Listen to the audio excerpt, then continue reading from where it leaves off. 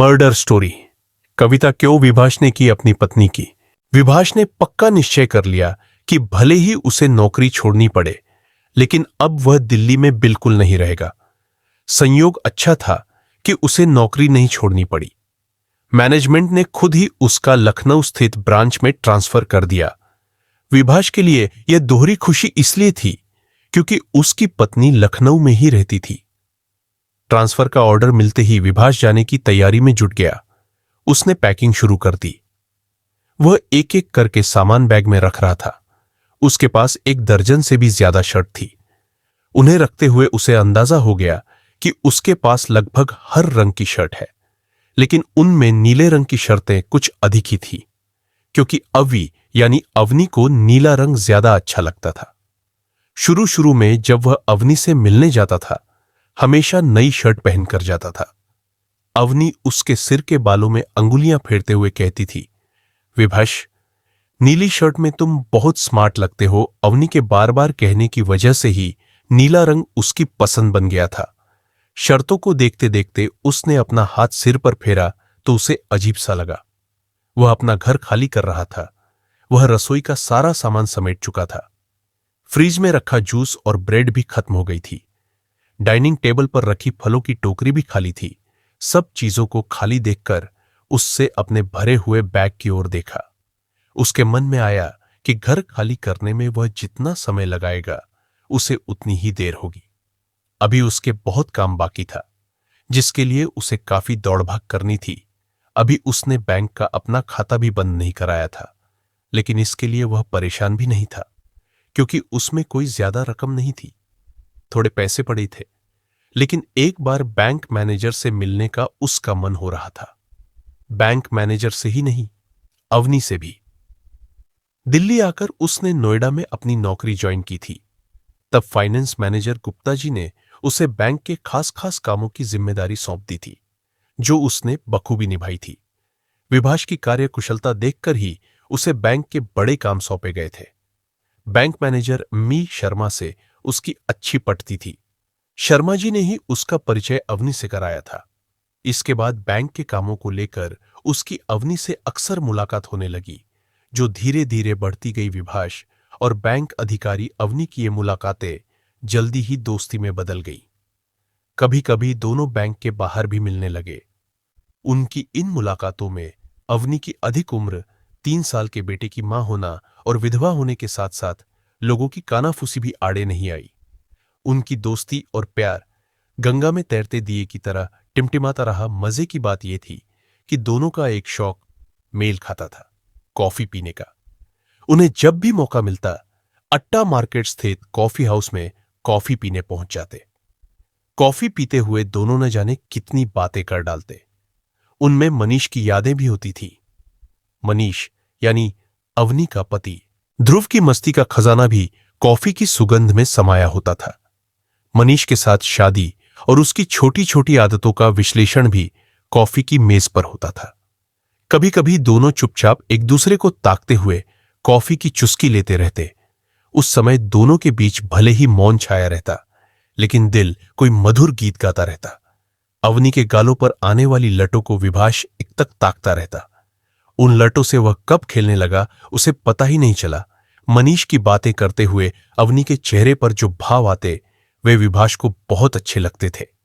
ऐसे में एक दिन उसने कहा भी था, अवनी, तुम्हारी बातों और आंखों में बसे मनीष को मैं अच्छी तरह पहचान गया हूं, लेकिन अब तुम्हारे जीवन में विभास धड़कने लगा है।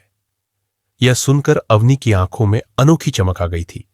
उसने कहा था, विभास, मेरी और मनीष की शादी घर वालों की मर्जी से हुई थी, पर हमारे प्यार के लय में लैला मजनू जैसी धड़कनें थी। यह कहते कहते उसकी आवाज गंभीर हो गई थी। उसने आगे कहा था, मेरा ध्रुव मेरे लिए मनीष के प्यार की भेंट है। अब वही मेरे जीवन का आधार है। विभास की शादी कुछ दिनों पहले ही हुई थी। उसकी पत्नी लखनऊ यूनिवर्सिटी से बीएड कर रही थी, इसलिए वह विभास के साथ दिल्ली नहीं आ सकी थी। वैसे भी यहां विभास की नई नई नौकरी थी। वह यहां अच्छी तरह जमकर अपना फ्लैट लेकर पत्नी को लाना चाहता था। अब उसे पत्नी के बिना एक पल भी रहना मुश्किल लगने लगा था। एक दिन अवनी ने उससे पूछा भी था, तुम यहां से पत्नी के लिए क्या ले जाओगे? जवाब देने के बजाय विभाष अवनी को एकटक ताकता रहा। उसे इस तरह ताकते देख अवनी खिलखिलाकर हंसते हुए बोली, अरे मेरे बुद्धूराम, तुम यहां से जा रहे हो तो पत्नी के लिए कुछ तो ले जाओगे। उसे क्या पसंद है? उसे रसगुल्ला बहुत पसंद है, विभाष ने कहा। अवनी और जोर से हंसी। किसी तरह हंसी को रोककर उसने कहा, अरे रसगुल्ला तो पेट में जाकर हजम हो जाएगा। तुम्हें नहीं लगता कि कोई ऐसी चीज ले जानी चाहिए जो महिलाओं को अच्छी लगती हो? विभाष को असमंजस में फंसा देखकर अवनी मुस्कुरा कर रह गई। कुछ दिनों बाद अवनी ने एक बढ़िया सी हरे रंग की साड़ी लाकर विभाष को देते हुए कहा, इसे अपनी पत्नी के लिए ले जाइए, उन्हें बहुत अच्छी लगेगी। विभाष कुछ देर तक उस साड़ी को हैरानी से देखता रहा। उसके बाद अवनी पर नजरें जमाकर पूछा, तुम्हें कैसे पता चला कि यह रंग मेरी पत्नी को बहुत पसंद है? तुम्हारी बातों से, अवनी ने सहज भाव से कहा। थोड़ी देर तक विभाष कभी साड़ी को तो कभी अवनी को देखता रहा।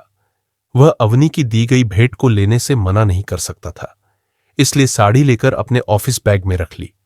धीरे धीरे दोनों में नजदीकियां बढ़ती गई। यह नजदीकी कोई और रूप लेती। उसके पहले ही विभाष ने वह समाचार प्रेमिका के लिए पत्नी की हत्या पढ़ा। ऐसे में उसका घर ही नहीं, जिंदगी भी बिखर। वह भूल गया था कि यहां रहकर वह अवनी से दूर नहीं रह सकता। इसीलिए उसने वापस जाने का निर्णय लिया था। उसके बॉस उसके काम से खुश थे, इसलिए उसे अपने लखनऊ स्थित ऑफिस में शिफ्ट कर दिया था। इस तरह उसकी नौकरी भी बची रहती और वह अपनी पत्नी के पास भी पहुंच जाता। उसने अलमारी से अवनी द्वारा दी गई साड़ी निकाली। कुछ देर तक साड़ी को देखने के बाद उसने जैसे ही बैग में रखी, डोरबेल बजी। कौन हो सकता है? उसने सबके पैसे तो दे दिए थे, अपने जाने की बात भी बता दी थी। उसने दरवाजा खोला तो सामने अवनी को खड़ा देख हैरान रह गया। वह इस वक्त आ सकती है, उसे जरा भी उम्मीद नहीं थी, इसीलिए वह उसे अंदर आने के लिए भी नहीं कह सका। अवनी उसका हाथ पकड़कर अंदर ले आई। विभाष उसे देखने के अलावा कुछ कह नहीं सका। अवनी के अंदर आते ही जैसे एक तरह की सुगंध ने उसे घेर लिया। उस सुगंध ने उसके मन को ही नहीं बल्कि देह को, खासकर आंखें को घेर लिया था।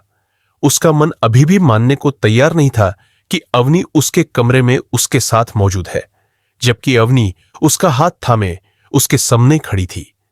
सुगंध उसकी आंखों में भरी थी जो मन को लुभा रही थी, क्योंकि अवनी एक मस्ती भरे झोंके की तरह थी। वह कब खुश हो जाए और कब नाराज, अंदाजा लगाना मुश्किल था। तभी उसे कुछ दिनों पहले की बात याद आ गई। अचानक एक दिन अवनी ने कॉफी पीने जाने से मना कर दिया था। ऐसा क्यों हुआ? विभाष अंदाजा भी नहीं लगा सका। उसने भी अवनी से कॉफी पीने चलने का आग्रह नहीं किया। कुछ कहे बगैर वह वहां से चला गया। जहां वह हमेशा कॉफी पीता था, वहीं गया अवनी ने कॉफी पीने से मना कर दिया था, इसलिए कॉफी पीने का उसका भी मन नहीं हुआ। आखिर में बगैर कॉफी पिए ही वह घर लौट आया। विभाष इतना ही सोच पाया था कि अवनी रसोई के पास आकर बोली, कॉफी है या वो भी खत्म कर दी। अब तक विभाष को घेरने वाली मनपसंद सुगंध हट गई थी। उसने आंखें झपकाते हुए कहा, नहीं नहीं, कॉफी की शीशी अपनी जगह पर रखी है। कहता हुआ विभाष अवनी के पीछे पीछे किचन में आ गया। उसने किचन की छोटी सी अलमारी से सारा सामान समेट लिया था, लेकिन कॉफी की शीशी और चीनी रखी थी। उसमें से कॉफी की शीशी निकालकर अवनी के हाथ में रख दी। अवनी कॉफी बनाने लगी तो वह बाहर आ गया। अवनी कॉफी के कप लेकर कमरे में आई तो विभाष वहां नहीं था। उसे कॉफी की सुगंध बहुत पसंद थी। वह वहां से चला गया। यह सोचते हुए अवनी कॉफी से निकलती भाप को देखती रही। पल भर बाद विभाष हांफता आया तो उसके हाथों में मोनेको और मेरी गोल्ड बिस्किट के पैकेट थे। अवनी ने कहा, आज तो बिना बिस्किट के भी चल जाता, जो आदत है वह है, उसके बिना कैसे चलेगा? विभाष ने कहा, तुम्हें यहां आए कितने दिन हुए? विभाष ने कॉफी की चुस्की लेते हुए कहा, करीब 1 साल, मुझे अच्छी तरह याद है। तुम्हें यहां आए 11 महीने 10 दिन हुए हैं, अवनी ने कहा। विभाष ने कोई जवाब नहीं दिया, क्योंकि वह जानता था कि बैंक अधिकारी अवनी का जोड़ना घटाना गलत नहीं हो सकता। अवनी ने अपनी बात को आगे बढ़ाते हुए कहा, तुम जब भी आए अपनी जान पहचान को गिनो तो एक लंबा अरसा हो गया, लेकिन देखा जाए तो ये कोई बहुत लंबा अरसा भी नहीं है। तुम्हारे आने से जिंदगी जीने के लिए मुझे एक साथी मिल गया था। मैं मनीष की यादों के साथ जी रही थी और आज भी जी रही हूं। पर तुमसे दोस्ती होने के बाद हमारी यानी मेरी और मनीष की यादों का बुढ़ापा जाता रहा। हम कितनी बार कॉफी हाउस में साथ साथ बैठे, ध्रुव को लेकर पार्क में बैठे, वहां बैठकर डूबते सूरज को साथ साथ देखते रहे। कितने मनपसंद काम साथ साथ किए। अवनी, तुम ये बातें इस तरह बता रही हो जैसे कविता पढ़ रही हो, विभाष ने कहा। उसे अवनी के मुंह से यह सब कहना अच्छा लग रहा था। अपनी दोस्ती भी तो एक कविता की ही तरह है। अवनी ने आंख बंद करके कहा। मुझे लगता है कि अपनी इस दोस्ती को कविता की ही तरह रखना है तो हमारा अलग हो जाना ही ठीक है। इतना कहकर अवनी खड़ी हो गई। विभाष ने उसका हाथ थामकर कहा, मैं तुम्हारी बात को ठीक से समझ नहीं सका। जरा अपनी बात को इस तरह कहो कि समझ में आ जाए। विभाष, तुमने मुझे जितने भी दिन दिए वे मेरे लिए यादगार रहेंगे। मैंने तुम्हें अपने मन मंजूषा में संभाल कर रख लिया है। यह थोड़ा मनपसंद समय और लंबा खींचता तो उसे समय की नजर लग सकती थी। उसमें न जाने कितनी झूठी सच्ची बातों और घटनाओं का टकराव होता। तुम्हारी शादी अनीशा से हुई है। तुम सुख से उसके साथ अपना जीवन व्यतीत करो। मैं अपनी जिंदगी मनीष की यादों और ध्रुव को पालने पोसने में बिता लूंगी। वादा करो कि तुम मुझे कभी ईमेल नहीं करोगे। जब कभी मेरी याद आए, अनीशा का हाथ पकड़कर अस्त होते सूर्य को देखना और प्यार की छोटी छोटी कविताएं पढ़कर सुनाना। अपना जीवन सुखमय बनाना। इतना कहकर अवनी ने विभाष के गाल पर हल्के से चुंबन करते हुए कहा, विभाष, मुझे तो प्यार की मीठी कविता होना है, महाकाव्य नहीं।